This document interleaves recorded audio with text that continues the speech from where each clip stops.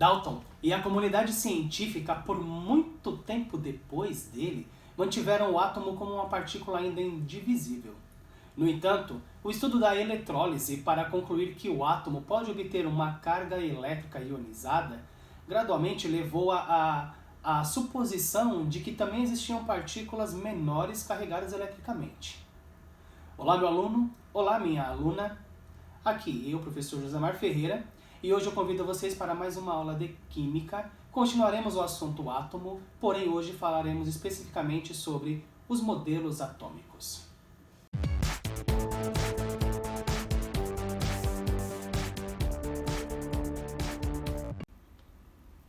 Bom, eu trouxe vocês aqui para esse outro ambiente aqui da nossa gravação, para a gente tentar dialogar aqui com algumas imagens, né? Acho que mais interessante mostrar para vocês, ilustrar, né? Então espero que a gente consiga se dar bem aqui. Se acontecer algum errinho aqui, alguma coisinha, alguma falha, vocês vão perdoar aí, tá? Porque eu não estou mais no meu lugar estático, né? Então, para a gente começar nossa aula e falarmos sobre os modelos atômicos, falar principalmente dessa evolução que acontece aí do átomo, né? Eu não posso deixar de falar dos gregos. Né? Tudo até então começa com eles, lá na Grécia, lá antes de Cristo, né? E aí os gregos, eles vão ter uma visão meio que filosófica sobre o átomo. Eles não vão conseguir explicar pra gente empiricamente, né? Eles não vão conseguir comprovar cientificamente o que é mesmo o átomo, né? Eles não têm aí até então métodos científicos, né? Então vamos tentar entender o que é esse átomo do grego, embora já foi falado na aula anterior, pra gente começar a partir daí ver o atomismo científico que começa com o Dalton, né? Então olha só, os gregos vão explicar os átomos como a menor partícula de uma substância. Então se nós analisarmos essa imagem aqui, né, o pão está sendo cortado, e aí ele foi cortado num pedaço menor, que foi cortado num pedaço menor ainda, no menor ainda, no menor ainda, e assim sucessivamente, até ele chegar no momento em que a menor partícula que ele conseguiu desse pão, e que essa partícula não vai mais conseguir ser dividida, é o que ele vai considerar átomo. Então, relembrando, os gregos vão então chamar de átomo a menor partícula de um corpo, de uma substância. Tranquilo até aí? E aí, mais pra frente, né, vai passar um tempinho, a gente vai falar agora do John Dalton.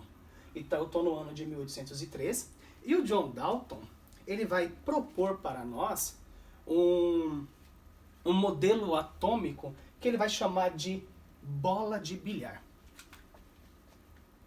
Pegando esse exemplo da bola de bilhar, o John Dalton ele vai pegar muito do conhecimento filosófico, né, dos gregos, né, muito do que os gregos acham que é o átomo, e ele vai incorporar na sua teoria. Porém, o Dalton ele vai ser um dos primeiros que vai falar sobre o atomismo científico. Tá?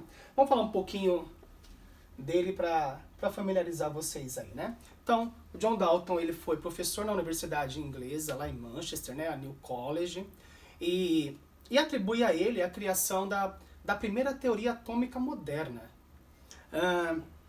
O seu modelo ele surge a partir da quantificação das substâncias que reagiam entre si para formar novas substâncias. Então, Dalton ele fez alguns postulados aí, né? Ele colocou alguns critérios para explicar o átomo para a gente, né?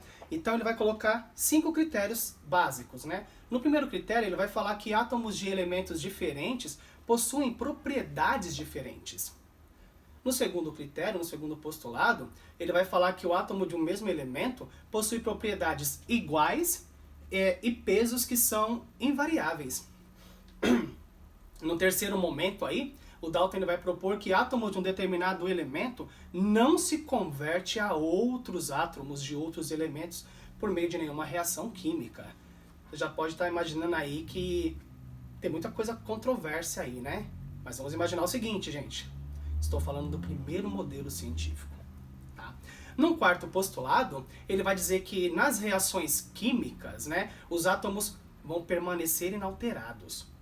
E no seu último, né, no quinto postulado, ele vai dizer que o peso total de um composto é igual à soma dos pesos dos átomos dos elementos que constituem ele. Então, ele vai resumir mais ou menos esses 5 postulados dessa seguinte maneira aqui, ó. Ele vai dizer que o átomo ele é rígido, tá? Então ele é super duro. Por isso que ele vai usar aí o modelo da bola de bilhar, né? A gente pode usar também como modelo uma bolinha de gude, super dura, super rígida. Ele vai dizer que esse átomo é maciço. O que seria esse maciço, né? Seria que ele é todo preenchido pela mesma substância que ele é composto. Se eu for pegar aqui a bola de bilhar como exemplo, ela é de madeira, só que ela não é só um contorno de madeira, ela é de madeira aqui e por dentro ela é preenchida com madeira. Se eu fosse comparar com uma bexiga, por exemplo, e eu encher essa bexiga de ar, eu posso dizer que essa bexiga tem ar dentro dela. Não é a mesma matéria que compõe a bexiga. Aqui não. Aqui eu tenho a madeira e por dentro eu ainda continuo tendo madeira. Por isso que ele disse que o átomo ele é maciço. Ele vai dizer que o átomo é indestrutível. Opa, essa ideia vem lá dos gregos, hein? Que é a menor partículazinha. Então vamos imaginar um lápis, né? Você quebra um lápis, quebra em 2. Aí uma parte foi quebrada, você quebra de novo, você consegue. Você vai quebrando. Até chegar um momento que você não vai ter força para quebrar aquilo. Então ele vai dizer que o átomo é indestrutível, indivisível. E aí você pode estar até imaginando, né? Como assim indivisível? Né? Calma, gente. Eu estou no primeiro modelo atômico. Então a gente vai acreditar agora nesse momento que esse átomo é indivisível. E é lógico que daqui a pouco ele vai mudar essas propriedades, né? E por último ele é homogêneo, né? A matéria que constitui ele é totalmente igual. Tá? Porém, eu vou chamar ele de falha, tá? O modelo de Dalton teve as suas falhas, mas seria anacrônico, por exemplo, eu julgar o modelo do Dalton de acordo com os conhecimentos atômicos e científicos que nós temos hoje, tá? Então você vai entender que não estarei fazendo isso, tá? Não estarei sendo anacrônico, por quê? Porque esses erros que eu vou falar para vocês que foram listados aí do modelo do Dalton, foi justamente listado pelos seus contemporâneos, né? As pessoas que estavam vivendo naquela época junto com ele, tá? Não foi agora no século XXI que falou, nossa, o Dalton não sabia de nada. Nada disso, pelo contrário. Os conhecimentos dele a gente utiliza até hoje, tá? Então, são listados aí mais ou menos 5 falhas do modelo do Dalton, tá? A primeira falha é a existência de um isótopo. Aí você vai falar, hã? O que é isótopo, professor? Nunca ouvi falar. Tá? Então vamos lá, vamos relembrar, né? Isótopos são átomos formados de um elemento químico cujos núcleos têm o mesmo número atômico. Ou seja, ele tem a mesma quantidade de prótons. Porém, as massas atômicas são diferentes. Tá? Então, a primeira falha que foi detectada aí foi a existência dos isótopos. Tá? A segunda falha aí que teve o modelo do Dalton foi a ausência dos elétrons. Mas calma aí. O elétron não foi nem descoberto ainda, gente. Vai demorar ainda um tempo do caramba, quase um século para esse elétron ser descoberto. Mas sim, se a gente for observar o átomo hoje, a gente sabe que o átomo tem elétron. O Dalton, ele não conseguiu naquele momento, né, descobrir isso. Uma outra falha que a gente pode observar no modelo do Dalton é que falta as camadas eletrônicas. Falta, se eu tenho elétron, preciso das camadas eletrônicas. Então esse nível de energia não foi aí, vamos dizer, pensado pelo Dalton, né?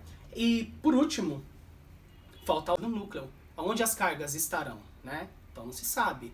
Por isso que o modelo dele teve essas falhas, passou um tempinho, esse modelo foi substituído. Mas aí a gente vai dizer que o Dalton tá erradão só porque o modelo dele teve as suas falhas? Lógico que não, gente.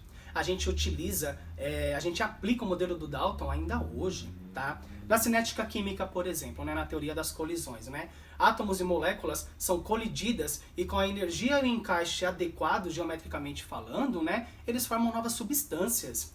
Quando seu professor de química lá pede para você fazer uma molécula atômica, você não usa as bolinhas de isopor? Você está usando o princípio do Dalton. Você não faz mais ou menos como está aqui, ó. Você pega uma coisa maciça que é composta da mesma substância e você utiliza ele. Então, assim, é lógico que a gente vai conhecer agora as outras coisas que foram colocadas no átomo para preenchê-lo, né, para dizer como ele é hoje, mas o Dalton ele tá aí, gente. O Dalton não vai ser esquecido porque veio alguém e conseguiu melhorar a sua teoria. E aí, galera, eu quero apresentar para vocês agora o Thomson. O Thomson, ele vai sugerir aí em 1897 o modelo atômico chamado pudim de passas, que tem mais ou menos esse formatinho aqui, e você pode, se quiser, né, atribuir da seguinte maneira, né? Pudim é uma coisa boa, né? Então a gente vai usar aqui a carga positiva. E já as passas, né, ao meu ver, elas são ruins, né? Então a carga negativa. Então ele vai dizer que o átomo agora tem cargas negativas incrustadas numa massa positiva. Perceba o seguinte, eu falei carga negativa, eu não falei o nome elétron. Esse nome elétron ele vai ser batizado, essa carga negativa de elétron, só mais pra frente. Tá? Então, vamos falar um pouquinho do Thomson para vocês. O Thomson ele foi, né, um físico britânico, e aí ele ganha o prêmio Nobel lá, o Nobel de Física em torno de 1906, e o que faz ele ganhar esse Nobel da Física foram seus experimentos acerca da condução da eletricidade por gases. E é esse experimento que ele vai fazer, que ele vai conseguir descobrir aqui essa carga negativa, tá? E aí ele faz experimentos com os raios catódicos, e aí é sabido que esses raios eles não podiam ser vistos, né? Mas eles são detectados pelo fato de fazer certo material apresentar uma fluorescência, né? E vamos tentar entender aqui como que foi o experimento do Thomson, né? Então, primeiro, ele vai descobrir a natureza elétrica do átomo. Então, calma aí. Esse átomo, então, ele foi dividido. Opa, alguém falou lá atrás que o átomo era uma partícula indivisível. Moral da história. O Thomson, então, começa a corrigir já uma falha aí do modelo do Dalton. O átomo pode sim ser dividido em partículas menores, tá? E aí, como eu falei para vocês, né? Esse modelo atômico, os átomos podem sim ser divididos em partículas aqui negativas, que mais tarde ele vai chamar de elétron. Falando um pouquinho da experiência que ele vai fazer, né? Ele vai pegar uma ampola, tá? Nessa ampola, ele vai colocar um gás de baixa pressão. É aplicado aqui uma DDP de 10 elevado à quarta, vai dar aproximadamente 10.000 volts. Coisa pra caramba, né? Muita energia. E aí, esse gás vai começar a produzir um feixe luminoso. Tá? Segundo a teoria do Dalton, esse feixe luminoso, ele deveria seguir uma única trajetória. Porém, o Thomson ele vai me colocar um campo elétrico, bem no meio aqui dessa ampola. E aí ele percebe que quando esse feixe luminoso está passando por esse campo elétrico, ao invés de ele percorrer a trajetória retilínea, sofre uma pequena divisão, um pequeno desvio. E esse pequeno desvio vai se dar justamente pelo polo positivo desse campo elétrico que é colocado. E aí ele vai chegar à seguinte conclusão: opa, se o feixe de luz desviou, se ele foi atraído, é porque existe uma carga negativa aí. E aí ele vai ganhar o prêmio Nobel de acordo com esse experimento. Tá? Então esse cara, o Thomson, ele vai melhorar o modelo atômico do Dalton. Podemos dizer que o Thomson, então, revolucionou, sim. Podemos dizer que ele descobriu tudo do átomo? De forma alguma. Porque no próprio modelo atômico do Thomson também tiveram falhas. Tá? Uma dessas falhas, e aí você vai pensar comigo, né? Mas, pô, se você imaginar o modelo do Dalton, nós tínhamos ali 5 falhas, né? O Thomson conseguiu até então, vamos dizer assim, resolver né? Descobrir uma falha do que estava ali. O átomo era muito mais complexo do que se imaginava, tá? Então, a primeira falha, né, que a gente pode atribuir a esse cara, né? Não falar que ele falhou, tá, gente? Mas a primeira falha que Se ele fosse tão falho assim, ele não tinha ganho Nobel, né? Mas vamos lá, né? Ele não conseguia explicar a estabilidade eletrostática do átomo.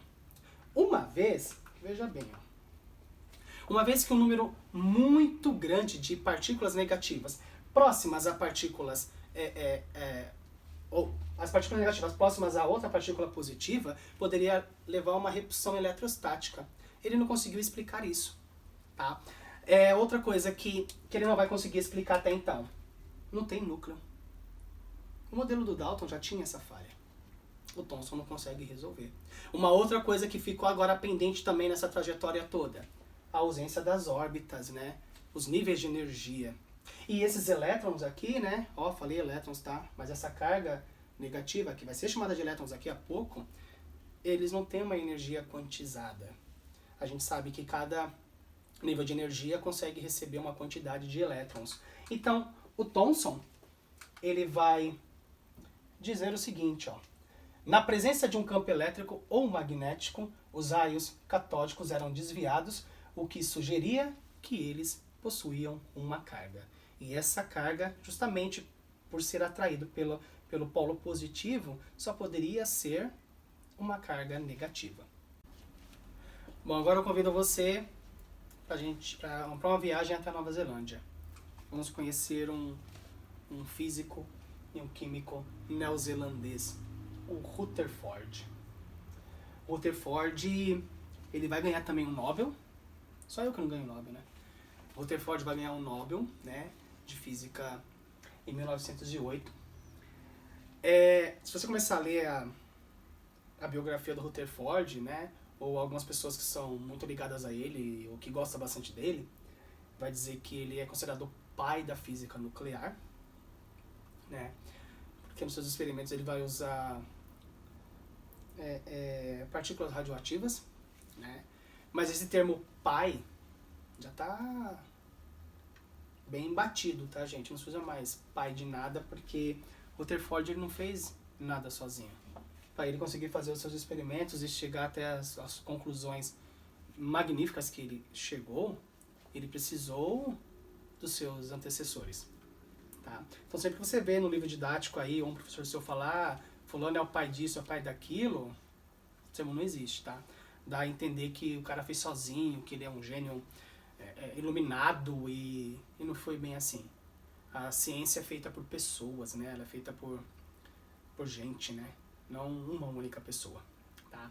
Mas vamos entender um pouquinho aqui do que o Rutherford fez, né? Ele vai criar um modelo que é chamado Sistema Planetário. A gente vai entender já o porquê, né? Ele vai descobrir, né, grandes vazios no átomo e ele vai responder uma perguntinha aí que o Dalton já não conseguia responder pra gente, né? Ele vai descobrir aí em 1911 o núcleo, tá? Então por isso que agora eu tenho essa bolinha central aqui, né? Vamos chamar assim, né? Essa esfera aqui central e os elétrons agora sim orbitando ao redor dela, tá? Então ele foi um físico, ele foi um químico neozelandês, né? Ganhou Nobel aí, né, em 1908, como eu falei para vocês. E um dos seus trabalhos mais significantes, né, foi quando ele bombardeou uma finíssima lâmina de ouro com partículas alfa, tá? Então ele vai pegar um pouquinho do princípio do experimento do Thomson, né, o princípio da luz, né, do ângulo de desvio ali que acontece, e ele vai propor a seguinte experiência, né? Então olha só o que ele vai fazer. Ele vai pegar aqui uma fonte radioativa, ele vai usar o polônio, tá? Ele vai colocar uma proteção de chumbo. A gente sabe que o chumbo ele protege contra as partículas, né, radioativas, e ele vai bombardear uma fina, né, laminazinha de ouro.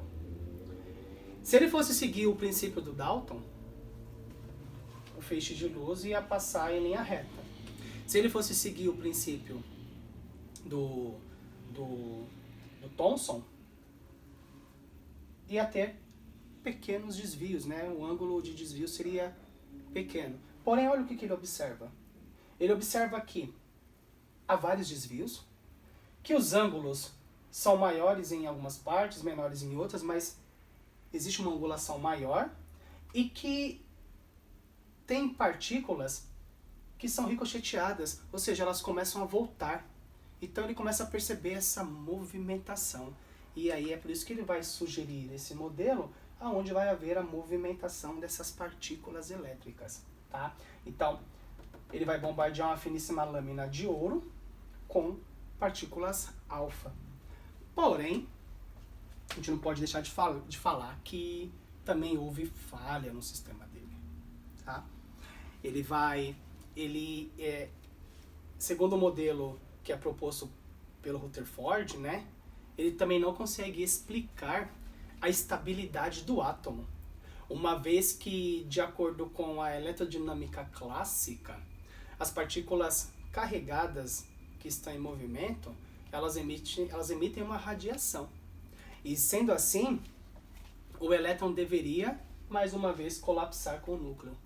Então, esse colapso aqui das partículas está perturbando a cabeça dos cientistas aí. E como que resolver esse problema, né? Então, enquanto eu não conseguir explicar a maneira de não haver esse colapso, os caras não vão se aquietar. E aí eu vou convidar vocês para conhecer agora o Bohr. O Bohr, ele vai propor uma teoria. Esse modelo, por exemplo, é o mais bonitinho, né, que a gente usa, né? Você vê vários seriados que é voltado para a ciência, se usa esse modelo, mas não é um dos modelos mais aceitos até então. O modelo mais aceito vai ser o do Bohr, que ele vai propor, vamos chamar assim, entre aspas, tá? De uma melhoria do sistema de Rutherford. E aí olha ele aqui, né? O Niels Bohr. 1910, entre aspas, vamos dizer que ele aperfeiçoa o modelo que foi feito por Rutherford, tá? O que o Bohr vai propor para resolver aí, né? Explicar essa estabilidade do átomo, né? O que ele vai propor para que não haja mais o colapso entre as partículas elétricas com o núcleo. O Bohr, ele vai propor o seguinte: para evitar esse colapso, ele vai criar as camadas eletrônicas, que você conhece, né? Ao todo nós temos aí 7 camadas eletrônicas. Se você pega a tabela periódica, ela é composta até então de 1 até 7 períodos. Esses períodos vão indicar ali naquela fileirinha na horizontal as camadas eletrônicas que aqueles átomos possuem, né? Então, eu tenho de 1 até 7, tá? Então, vão receber nomes, né? Letras, ele vai batizar, né? K, L, M, N, O, P, Q. Então, e aí ele vai quantizar agora essas camadas eletrônicas. Tipo, ele vai dizer o quanto cada camada eletrônica vai comportar aí de elétrons, tá? E aí ele vai colocar esses elétrons nas suas devidas camadas eletrônicas. Então a primeira camada ela suporta ali até 2 elétrons, né? A segunda camada ela suporta até 8 elétrons e ele vai então quantificar. E aí, fazendo isso, ele evita o colapso. Ele vai distribuir o átomo agora, colocando no seu núcleo as partículas positivas, tá? E fora dele, na eletrosfera, as camadas eletrônicas, ele vai colocar aí os seus elétrons. Então, esses elétrons vão circular aqui, livremente, tranquilinhos, tá? Porque eles ficam sempre agitados, o elétron ele não é parado, tá? Então ele está sempre em movimento e ele consegue então resolver esse problema do colapso que existia. Fazendo o quê? Colocando as camadas eletrônicas. Com certeza você vai ver esse exemplo aqui em vários livros didáticos, né? Essa maneira. Então por isso que a gente fala que ele meio que aperfeiçoou o modelo anterior. Porque ele vai pegar essas linhazinhas aqui, né? essas elipses, e vai transformá-las em camadas eletrônicas, né, em eletrosfera, e sendo assim ele coloca nas suas órbitas. Uma coisa que a gente pode utilizar para explicar essas camadas eletrônicas é, por exemplo, explicar as cores dos fogos de artifício, né, num processo que se chama salto quântico. Então, por exemplo, quando esse elétron ele recebe muita carga, né, ele fica excitado, né, esse é o termo correto, ele consegue pular de uma camada para outra. E aí isso meio que explica a coloração dos fogos de artifício. Tudo bem, gente? Bom, acho que você conseguiu entender agora que muitos dos problemas que foram criados, né, lá por Dalton, bem no início, conseguiram aos poucos serem corrigidos, né? O núcleo ele vai surgir, as camadas eletrônicas vão surgir, a quantização dessas camadas também vai surgir, o núcleo vai surgir. Então, meio que as respostas de 1800 e alguma coisa lá atrás, agora em 1900, ela conseguiu ser resolvida. Então, eu vou chamar vocês para observar uma linha, vamos chamar de uma linha aqui evolutiva, né, vamos dizer assim, do átomo, né? Então, como eu começo aqui na Grécia, né, parte filosófica da coisa, né, dizendo que o átomo é uma partícula indivisível.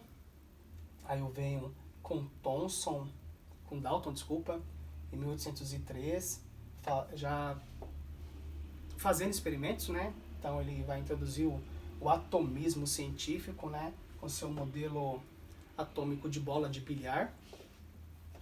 Depois eu venho pro Thomson, né, em 1897, e esse cara vai fazer o pudim de passas, onde ele vai descobrir aí a natureza elétrica do átomo, né? Então esse átomo ele foi dividido, né?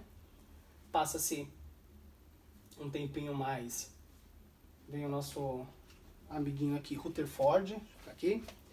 E aí Rutherford não é natureza elétrica, tá? Saiu errado aqui. Ele vai descobrir o núcleo. Tá? E aí esse núcleo que é descoberto já responde várias perguntinhas, né? E aí depois vem o Niels Bohr e ele vai colocar tudo isso nas suas camadas eletrônicas devidas. Não faltou nada, não? Não faltou nenhuma carga aqui, falando de átomo e das cargas mais famosas que nós conhecemos. Não faltou, não? Talvez algum de vocês esteja pensando aí, e os nêutrons, né? Cadê esse cara, né? Os nêutrons ele vai surgir, tá? 1932, né? Por Chadwick, ele vai criar aí, ele vai descobrir o nêutron. E uma coisa curiosa, né?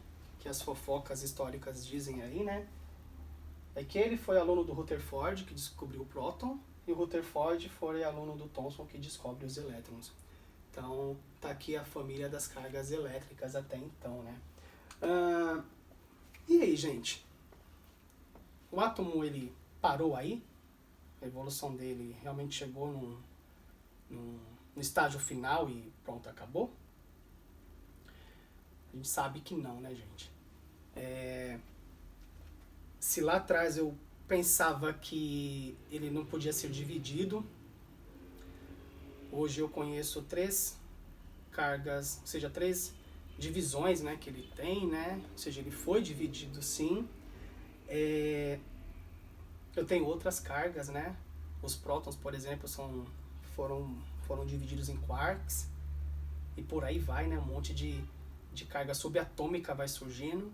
Então, daqui a uns dias vocês vão se deparar com um novo modelo atômico, né? Que já está em transe aí, já está em existente, já está em processo de existência. E assim, meu aluno, essa aula ela se finaliza. Eu espero muito que você tenha entendido, né, essa linha do tempo em que nós falamos aqui. Espero que vocês tenham entendido o experimento que cada um fez. E o mais importante, nenhum deles conseguiu fazer tudo sozinho. Todos eles precisaram da experiência anterior, do cara que veio antes dele. Então eu convido vocês para a nossa próxima aula, e é isto.